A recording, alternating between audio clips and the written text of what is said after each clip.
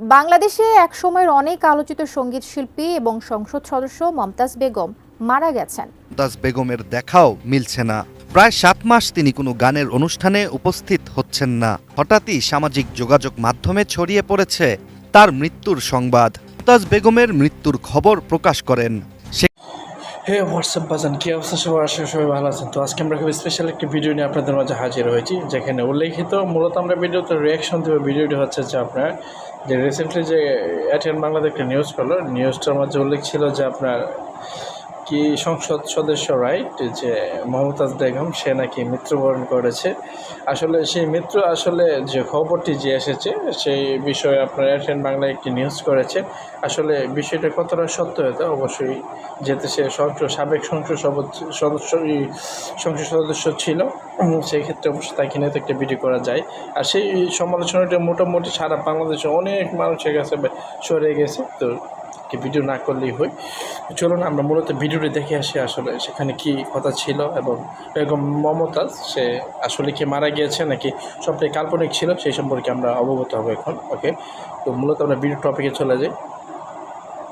বাংলাদেশে একসময়ের অনেক আলোচিত সঙ্গীত শিল্পী এবং সংসদ সদস্য মমতাজ বেগম মারা গেছেন, এমনই একটি দুঃখজনক সংবাদ সামাজিক বিভিন্ন মাধ্যমে ছড়িয়ে পড়েছে, যেখানে দাবি দুবাই সড়ক দুর্ঘটনার কবলে পড়েই জনপ্রিয় এই সঙ্গীত শিল্পী শেষ নিঃশ্বাস ত্যাগ করেছেন। কিন্তু এই সংবাদের সত্যতা কতটুকু, কি বলছে ফ্যাক্ট চেক, বিস্তারিত জানাচ্ছেন ইশতিয়াক হোসেন। আমি দেশ বিদেশে ঘুরে ঘুরে জয় বাংলার গান গাই, আমার নেত্রী শেখ হাসিনা তুলনা যার না।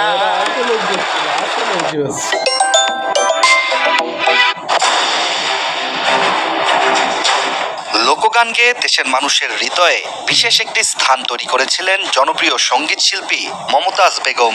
নিজের দীর্ঘ ক্যারিয়ারে তিনি উপহার দিয়েছেন অসংখ্য গান, যা আজও বাংলাদেশের বিভিন্ন প্রান্তে বেশ জনপ্রিয়। দুঃখের দরদি আমার জনম দুঃখী মা। ভালো লাগার মতো মমতাজ শুধু সঙ্গীত চর্চাতেই থেমে যাননি, সঙ্গীতের পাশাপাশি নিজের ক্যারিয়ারে যুক্ত হয়েছিলেন বাংলাদেশের রাজনীতিতেও।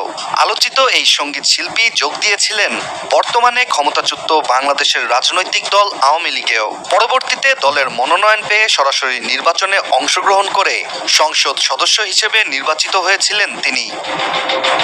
জীবনের সব আয়োজন এখানে একসাথে।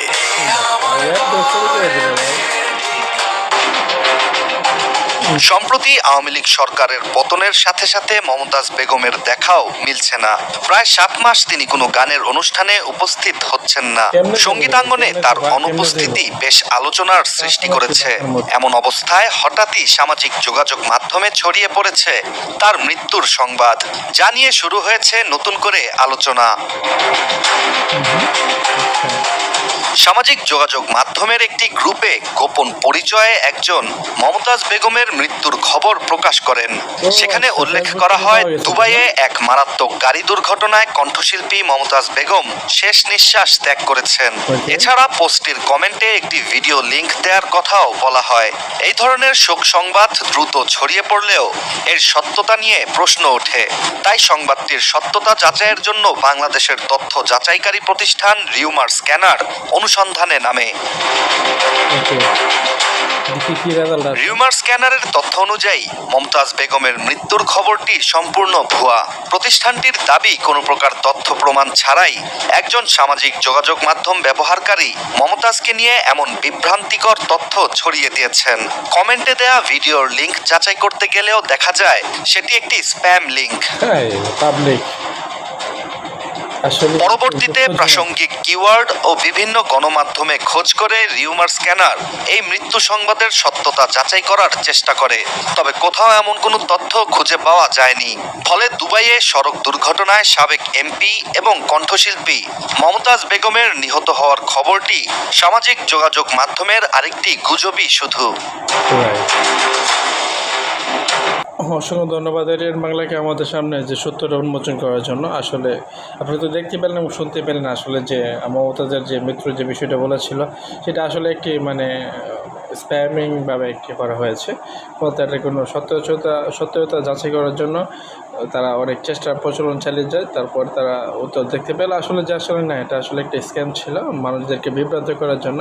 আসলে বাংলাদেশের মানুষ এবং মানুষ তো মানুষই, বোঝেন নাই, কিছু ব্যতিক্রমী থাকবে, এগুলো আসলেই মানে স্ক্যাম, শুধু মানুষের মধ্যে মিথ্যা এগুলো ছড়ায়। তবে হাসিনা বলে যে কি জানি করে মমতাজ বেগম, আসলে কি কইতাম রে ভাই।